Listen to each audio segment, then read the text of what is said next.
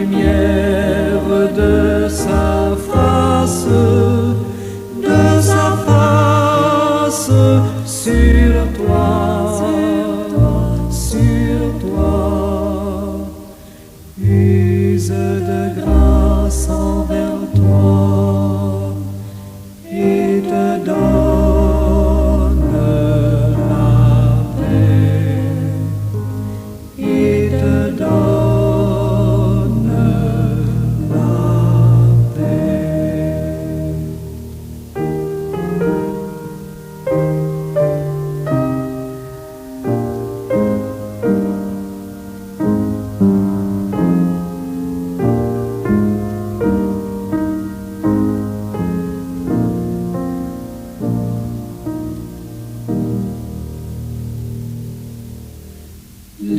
L'Éternel te bénisse, l'Éternel te bénisse et te garde, fasse lever la lumière de sa face sur toi, sur toi, use de grâce envers toi et te donne la paix, et te donne la paix.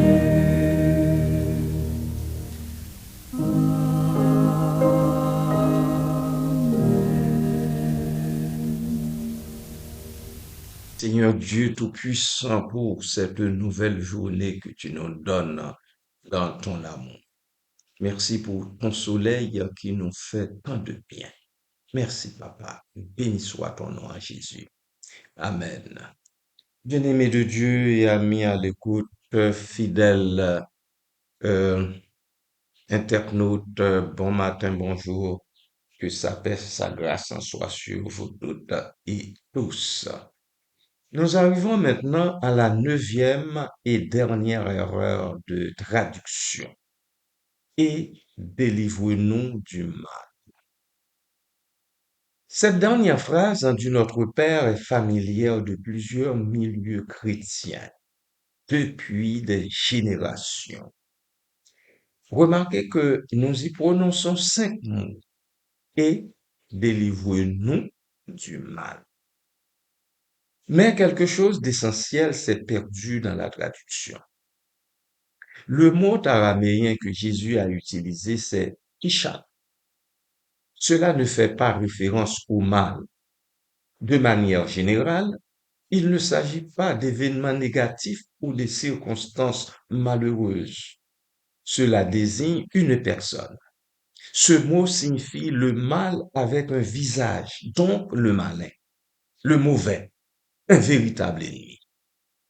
Avec une intention, Jésus n'a pas prié, protège-nous de la malchance.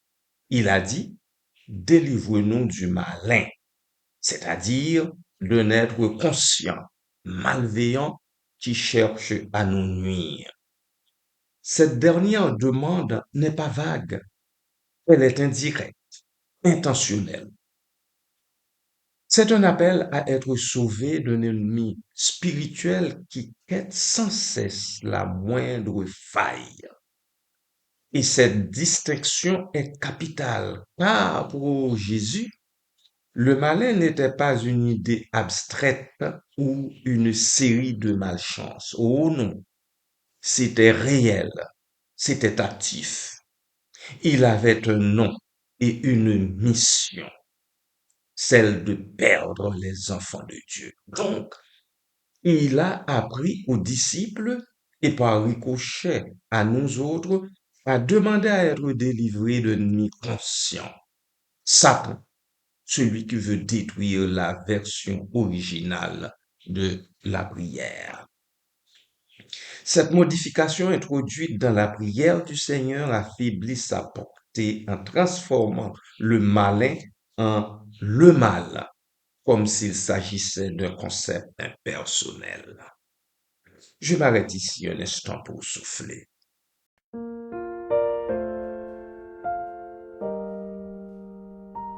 Il est un Dieu qui calme les tempêtes, qui entend le cri des âmes inquiètes. Sa main puissante apaise l'océan, il est l'encre sur le Dieu tout-puissant. C'est lui mon refuge, ma force et ma paix.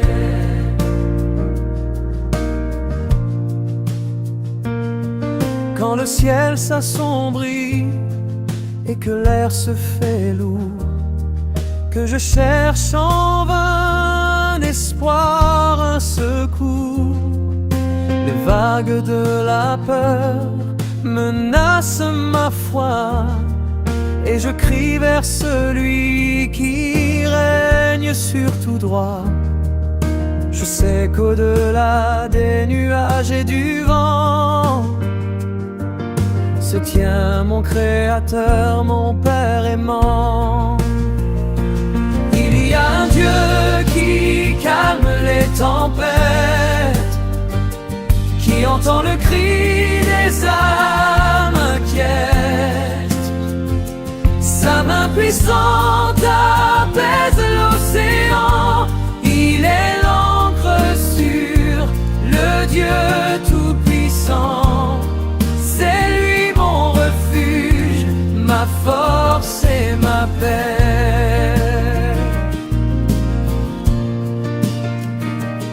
Je me souviens de l'histoire des évangiles Luce, de Christ endormi à bord au milieu des flots, quand ses disciples pris de panique et d'effroi l'ont réveillé disant: Seigneur, sauve-nous de toi.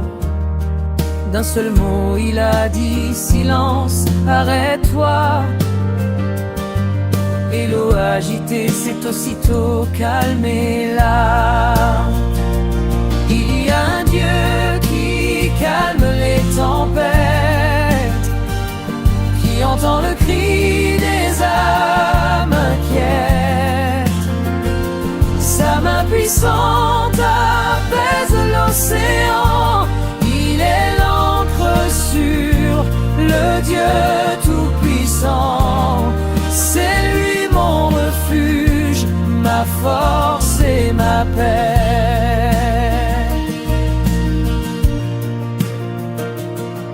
Les épreuves de la vie sont comme des torrents qui emportent parfois nos plus beaux serments. Mais je me raccroche à la promesse divine que rien ne nous sépare de sa gloire qui illumine. Il est le maître des cieux, de la terre, de la mer. Sa fidélité surpasse toute notre misère. Il y a un Dieu qui calme les tempêtes, qui entend le cri des âmes inquiètes. Sa main puissante apaise l'océan, il est l'encre sur le Dieu tout-puissant. C'est lui mon refuge, ma force et ma paix.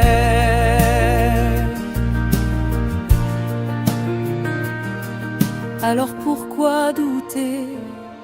Pourquoi s'inquiéter encore? Quand l'amour infini nous entoure et nous explore, il est plus grand que tout ce qui peut nous arriver. Le rocher des âges, notre bouclier. Il est le consolateur, le Père compatissant. Son esprit nous dirige, son secours est constant. Il y a un Dieu qui calme les tempêtes,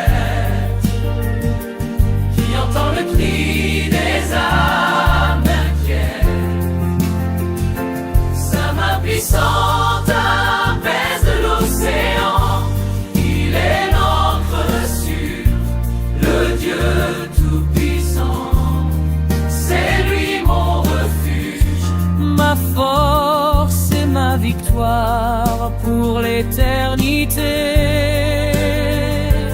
Même quand le chemin paraît long et sinueux, et que la fatigue alourdit mes deux yeux, je n'oublierai jamais l'œuvre de ses mains, la grâce qui me porte même dans les lendemains. Je te louerai, Seigneur, pour ta majesté, car ta parole est sûre, ma réalité.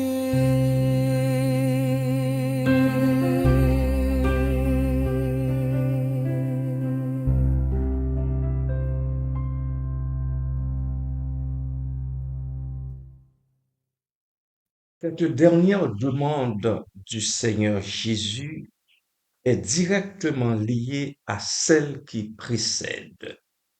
Ne nous fais pas entrer dans l'épreuve. C'est la prière de celui qui connaît ses limites. Il sait qu'il pourrait tomber s'il était livré à lui-même. C'est le même abandon que Jésus a montré au jardin de Gethsémani quant à la volonté du Père, même en sachant que la douleur et la mort approchaient. Ce n'était pas de la faiblesse, c'était une confiance profonde, radicale. Dire délivre-nous du mal semble passif, mais délivre-nous du malin est un cri du champ de bataille. C'est direct, bien-aimé, urgent et personnel. Jésus parlait d'un ennemi réel, un menteur, un tentateur, un accusateur, un destructeur de ce que Dieu bâtit en toi. À quoi ressemble ce type de délivrance? Est-ce quelque chose que nous devons conquérir par notre propre force? Pas du tout. Il y a ici une autre vérité puissante. Le mot original utilisé par Jésus ne signifie pas simplement retirer, il signifie sauver avec force. Il évoque un acte de secours soudain et décisif, comme être arraché au danger à la dernière seconde. Le peuple d'Israël a vécu cela face à la mer Rouge. L'armée de Pharaon derrière, la mer devant. Aucune échappatoire. Moïse n'avait pas de plan, aucun plan de secours. Le salut du peuple venait d'une seule chose, la promesse de Dieu. N'ayez pas peur, restez tranquille et voyez la délivrance que le Seigneur accomplira aujourd'hui. C'est lui qui combattra pour vous. Vous gardez le silence. Ils n'avaient pas besoin d'armes, ils avaient besoin de foi. Ils ont crié à Dieu et ils ont crié.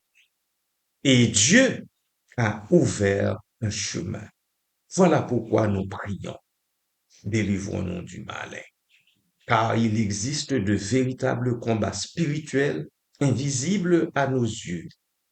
Et nous ne pouvons pas les remporter seuls. Notre rôle n'est pas de nous montrer plus forts, mais de croire et de demander l'aide que seul Dieu peut donner. Jésus lui-même nous en a montré l'exemple. Il n'a pas dit à Pierre, fais attention, tu risques de faire des erreurs. Non, il l'a prévenu clairement. Amen.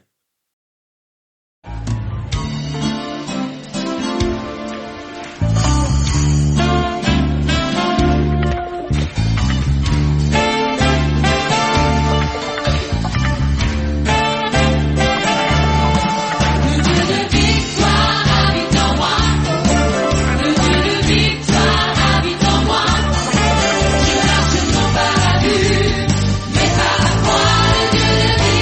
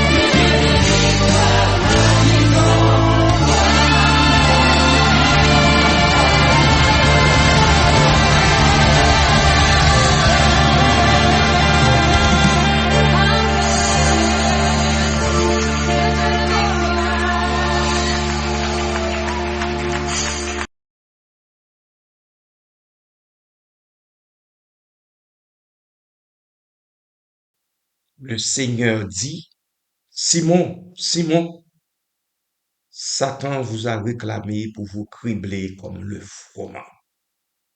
Mais j'ai prié pour toi afin que ta foi ne défaille point.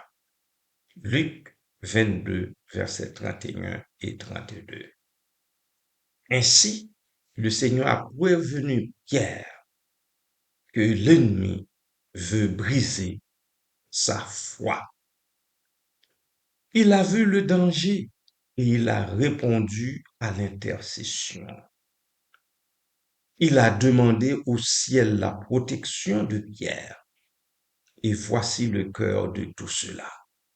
La délivrance du malin n'est pas quelque chose que tu accomplis, bien-aimé. C'est quelque chose que tu reçois. Comprends le bien. Ce n'est pas une question d'être plus fort. C'est une question de demander de l'aide à celui qui a déjà remporté la victoire. Comme dit l'Écriture, invoque-moi au jour de la détresse. Je te délivrerai et tu me glorifieras. Cette dernière demande de notre Père est à la fois la plus simple et la plus puissante. Nous l'admettons, nous ne sommes pas forts par nous-mêmes. L'ennemi est réel, mais Dieu est notre libérateur, celui qui nous sauve. Et maintenant, nous dévoilons un dernier secret. Le Notre Père est bien plus qu'une série de paroles. C'est une véritable carte spirituelle. Regarde de plus près et tu verras qu'il décrit le parcours entier de l'âme qui revient à Dieu. Et toi, qui écoutes présentement cette capsule, ne veux-tu pas revenir à l'Éternel, ton Dieu, pour remporter, pour avoir la victoire sur le malin et sur ses disciples? À Dieu ne plaise que tu persistes dans ton ignorance et ta rébellion. Amen.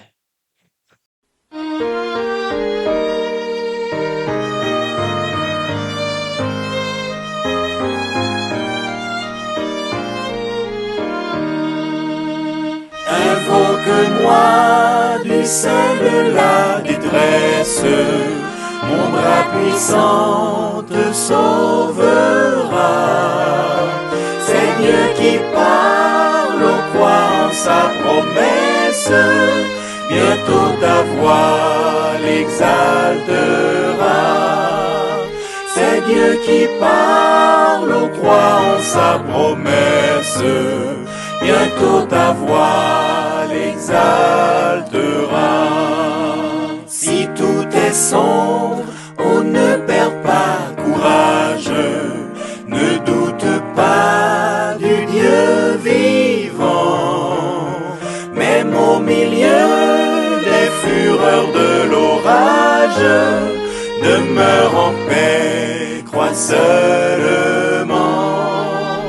Même au milieu des fureurs de l'orage, demeure en paix, crois seulement. Mais n'attends pas que le mal te domine, que l'ennemi soit dans ton cœur. Elle est à toi, la puissance divine, saisis-la donc et sois vainqueur. Elle est à toi, la puissance divine, saisis-la donc et sois vainqueur. Jamais, jamais, Dieu qui fit la promesse ne manquera de l'accomplir. Que son enfant, sauvé de la détresse, ne manque pas de le bénir. Que son enfant, sauvé de la détresse, ne manque pas de le bénir.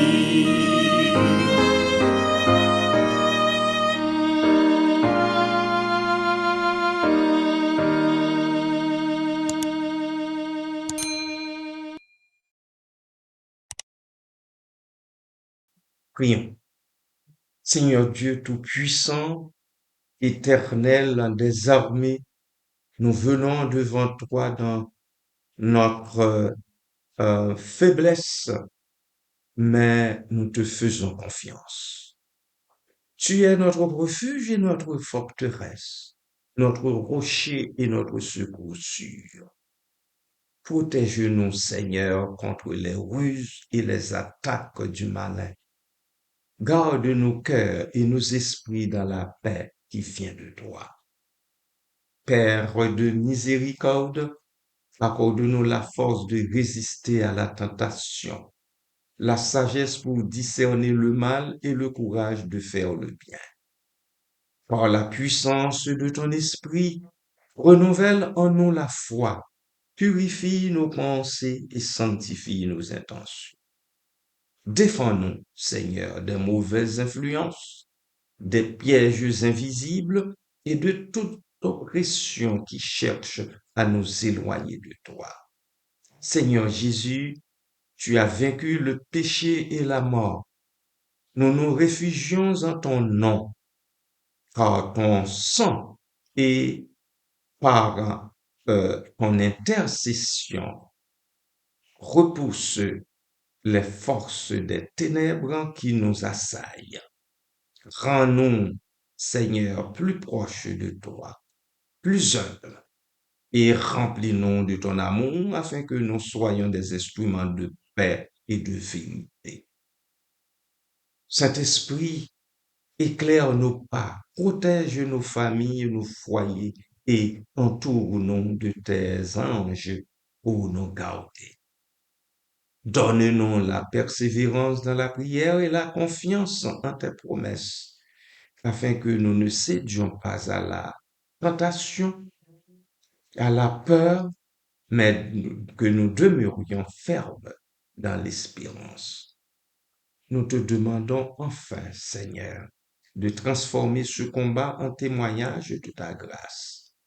Que ta lumière dissipe toute obscurité et que ta paix règne dans nos vies maintenant et à jamais.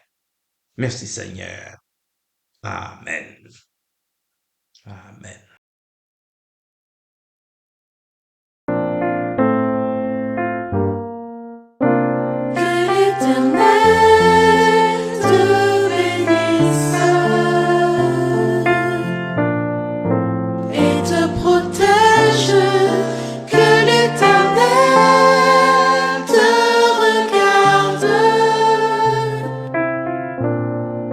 Avec bonté.